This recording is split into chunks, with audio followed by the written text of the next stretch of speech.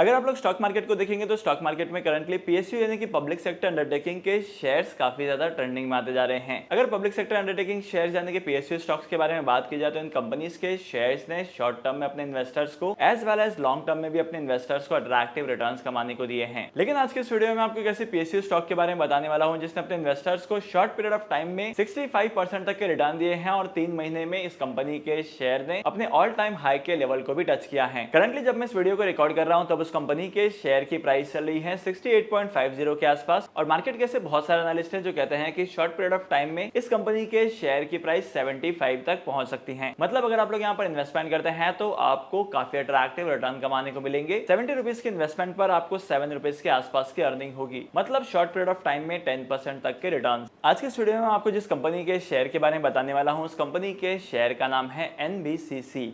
ये Indian economy की एक इंफ्रास्ट्रक्चर सेक्टर की कंपनी है जिसने अपने इन्वेस्टर्स को पास्ट में काफी अट्रैक्टिव रिटर्न दिए हैं। ये एक पब्लिक सेक्टर अंडरटेकिंग कंपनी होने की वजह से यहाँ पर इन्वेस्टर्स का जो नंबर है, जो रिटेल इन्वेस्टर्स का नंबर है, वो काफी ज्यादा है। गवर्नमेंट ऑफ इंडिया ने भी यहाँ पर इस कंपनी के स्टेक को काफी हद तक ओन किया हुआ है और इसी के साथ साथ अगर डिविडेंड्स की बात की जाए तो ये कंपनी अपने इन्वेस्टर को डिविडेंड भी काफी अट्रैक्टिव देती है। और अगर आप लोग करंटली देखेंगे तो करंटली इस कंपनी के शेयर में काफी अट्रैक्टिव ग्रोथ दिखाई दी है। ये ग्रोथ जो है वो शॉर्ट पीरियड ऑफ टाइम में दिखाई दी है। अगर आप लोग इंफ्रास्ट्रक्चर सेक्टर के शेयर को देखेंगे तो बहुत सारे कंपनीज के शेयर होते हैं जहां पर अगर आप लोग 5 से 8 साल के लिए इन्वेस्टमेंट करते हैं तब यहां पर जाकर आपको अट्रैक्टिव रिटर्न्स कमाने को मिलते हैं, क्योंकि जो इंफ्रास्ट्रक्चर कंपनीज के प्रोजेक्ट्स होते हैं उन प्रोजेक्ट्स को कंप्लीट करने का एस्टिमेट टाइम भी ज्यादा होता है। प्रोजेक्ट्स की वैल्यूएशन बड़ी होती है, प्रोजेक्ट्स के ऊपर काम करने का टाइम ज्यादा होता है, तब यहां पर प्रोजेक्ट के एंड होने का टाइम भी बहुत ज्यादा लगता है। जब प्रोजेक्ट एंड होता है तो कंपनी को फाइनल पता चलता है कि इस कंपनी को प्रोजेक्ट पर कितना प्रॉफिट हुआ है, कितना लॉस हुआ है और कितना एक्सपेक्टेड रेवेन्यू होना चाहिए था, और सभी की सभी चीजों के बारे में एट द एंड ही पता चलता है। तो इसी की वजह से किसी इंफ्रास्ट्रक्चर कंपनी को नया प्रोजेक्ट मिलता है या उस प्रोजेक्ट की कंप्लीशन होती है तब इन कंपनीज के शेयर्स में ग्रोथ दिखाई देती है।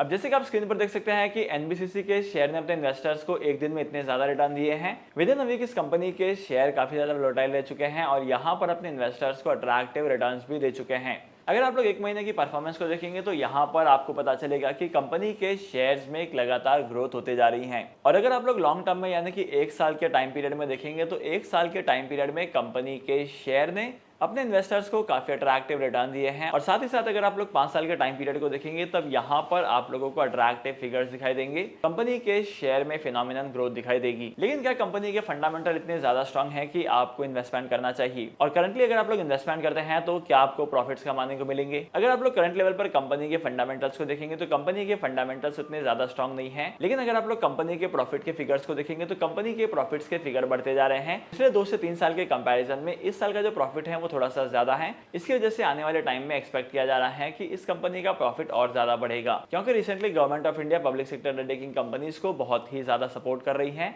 और इनके ऑपरेशंस में हेल्प होने की वजह से कंपनी के रेवेन्यूज बढ़ने के चांसेस काफी ज्यादा हैं। और अगर किसी भी पब्लिक सेक्टर अंडरटेकिंग कंपनी का रेवेन्यू बढ़ता है तब यहाँ पर इस चीज का इंपैक्ट आपको कंपनी के डिविडेंड पर दिखाई देता है। पब्लिक सेक्टर अंडरटेकिंग कंपनीज अपने इन्वेस्टर्स को अट्रैक्टिव अमाउंट ऑफ डिविडेंड भी देते हैं, तो यहाँ पर इन्वेस्टमेंट करने पर आपको एडिशनल सोर्स ऑफ इनकम भी मिलेगा। तो डेफिनेटली आपको इन्वेस्टमेंट करना है, लेकिन सिर्फ और सिर्फ लॉन्ग पीरियड ऑफ टाइम के लिए। अगर आप लोग शॉर्ट टर्म के लिए इन्वेस्टमेंट करते हैं तो हो सकता है कि इस कंपनी के शेयर में वोलेटिलिटी दिखाई दे। By the way, demat account open करने के लिए टॉप 3 ब्रोकर्स की लिंक आपको डिस्क्रिप्शन में मिल जाएगी, वहां पर जाकर आप डीमैट अकाउंट ओपन कर सकते हैं और स्टॉक मार्केट में इन्वेस्टमेंट करना स्टार्ट कर सकते हैं। और पब्लिक सेक्टर अंडरटेकिंग स्टॉक्स को लेकर आपका ओपिनियन क्या कहता है मेरे साथ जरूर शेयर करना कमेंट सेक्शन में। आई होप कि आज की इस वीडियो का कंटेंट आपको वैल्यूएबल लगा होगा। अगर आपको आज की इस वीडियो का कंटेंट वैल्यूएबल लगा है तो इस वीडियो को लाइक करना, शेयर करना, और मैं आपको मिलूंगा अगली वीडियो में नए टॉपिक के साथ, एक इंटरेस्टिंग टॉपिक के साथ। तब तक के लिए signing off, happy investing and good bye.